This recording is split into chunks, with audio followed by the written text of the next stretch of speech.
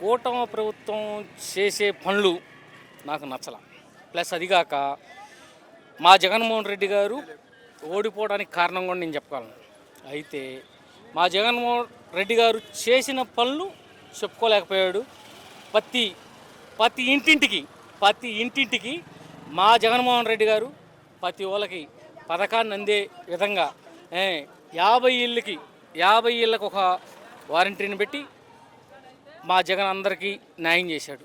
ఇప్పుడు వచ్చే ప్రభుత్వం ఉంది, తిడుతున్నారు, ఇళ్ళ మీదకి దాడులు చేస్తున్నారు, అన్నీ చేస్తున్నారు. మా జగన్మోహన్ రెడ్డి గారు మాకు ఒకటే చెప్పాడు, మనం శాంతిగా ఉందాం, మనం పోరాడిన తర్వాత మనకనేది ఒక ఫలితం వచ్చింది. ఆ తర్వాత ఇక్కడ మా మీద దౌర్జన్యం చేసిన వాళ్ళు మొత్తాన్ని మేము వదిలిపెట్టాం. మొత్తాన్ని శిక్షించి ఏది న్యాయంగా, అన్యాయంగా మాత్రం ఎవరిని ఏమనొద్దు. అన్యాయంగా అసలు మేము శిక్షించాం అనుకోండి, అన్యాయంగా కాదు, న్యాయంగా మేము మా మీద అన్యాయమైన అబండాలు వేసి మమ్మల్ని దౌర్జన్యం చేసిన వాళ్ళు మొత్తానికి మేము శిక్షిస్తాం.